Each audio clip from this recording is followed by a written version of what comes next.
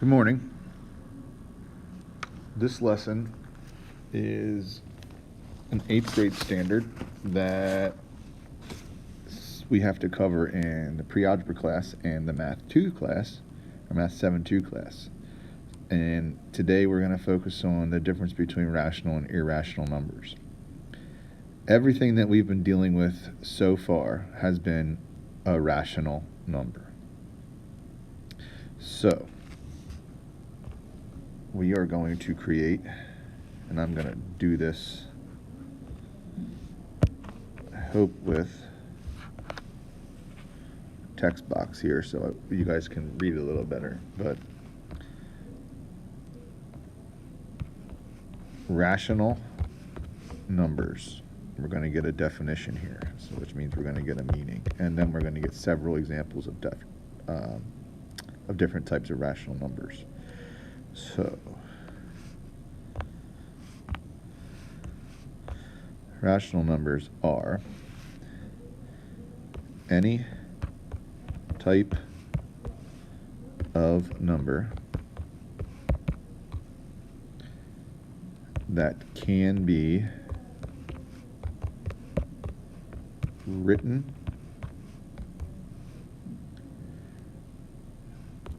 as a ratio, and another word for ratio is the F word for mathematics in 7th grade, which, if you're not sure what that is, it's fractions. So I'm just going to put fractions in parentheses here.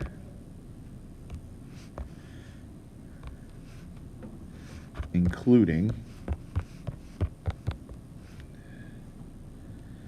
terminating and repeating decimals. Now, some examples of that would be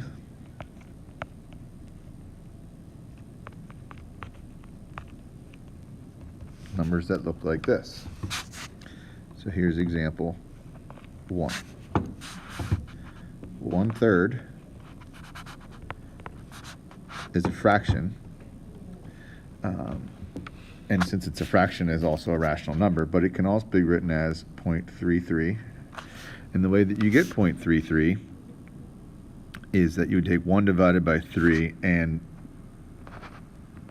both of those 3's would repeat forever and ever and ever. So this is a repeating decimal. Therefore, all repeating decimals are rational. Another example would be 1/4. If I put into a calculator 1 divided by 4, I would get 0.25. And it stops. So that means it's a terminating decimal. It doesn't go on after that 5. There's no other numbers.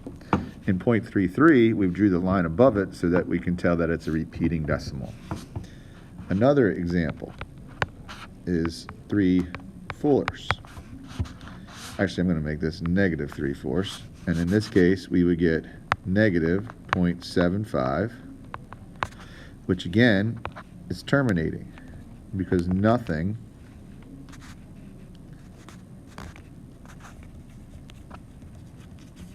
comes after,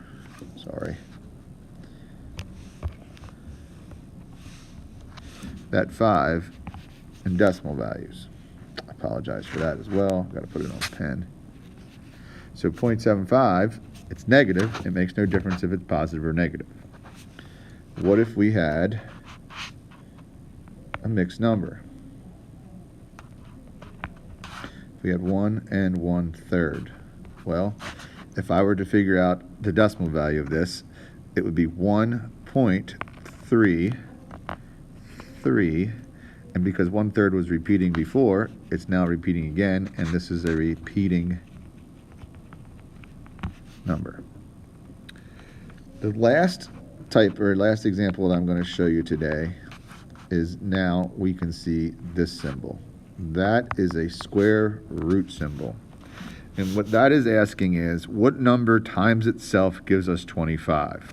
And the answer to that is 5 times 5 equals 25. So therefore, the answer to this square root problem is 5. 5 is terminating. There's nothing that occurs after that 5 other than zeros. And if there were zeros there, it would still be a terminating decimal. So these are all examples of rational numbers, which are any number that can be written as a fraction or a ratio, which makes a decimal that's either repeating, terminating.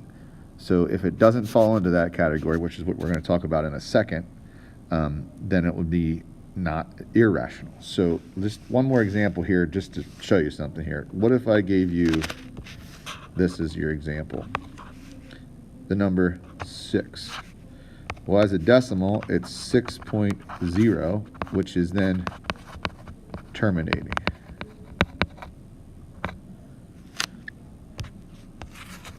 I'm just going to abbreviate that one for this time period because it's not going to let me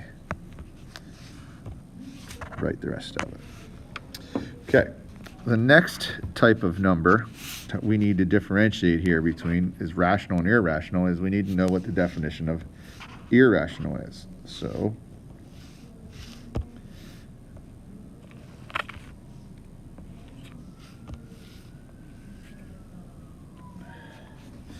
this is the opposite of rational. So irrational numbers, and we're going to get a definition here. And irrational numbers are real numbers, or simply numbers, that cannot be written as a ratio, which again, another word for ratio is the F word in math, which is fraction,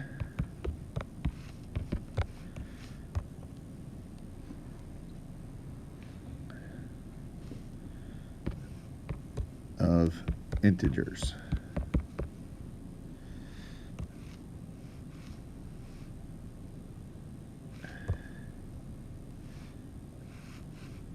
That do not repeat or terminate.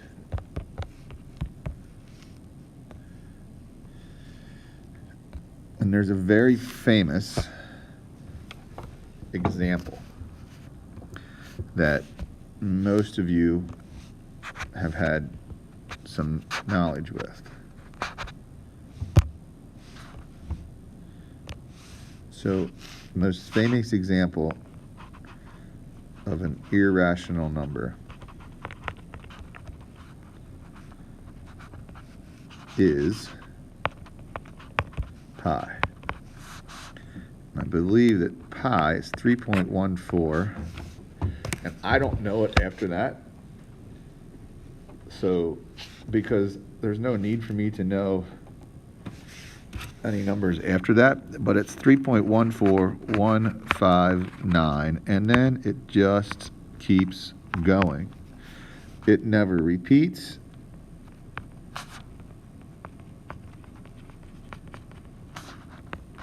Or stops, which in this case just means terminate.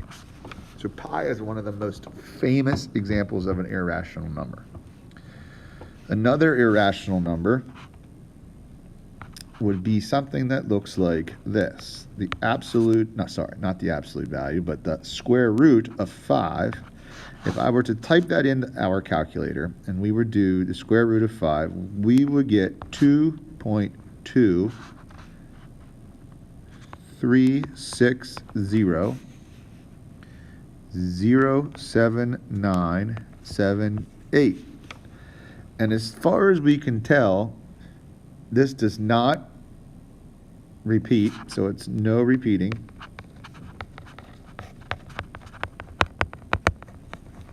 And our calculators are kind of limited to the number of values that they can do. But in this case, it doesn't terminate. So no termination, which means it doesn't stop. It goes on forever and ever and ever, just like pi. So irrational numbers are numbers that can't be written as a fraction or a ratio, and they do not repeat, and they do not terminate. So they're the exact opposite of irrational numbers. And I already see a typo in my text box, but I am not the most tech friendly. So what I'm going to do here is I'm going to draw over this n, because it says real numbers that cannot be written as a ratio, not ration, fraction of integers that do not repeat or terminate. So it should say ratio. This is the difference between rational and irrational numbers. So we will be using this to determine the difference between numbers and to understand what a rational and irrational number is, because we will be working with some irrational numbers that we will have to be familiar with.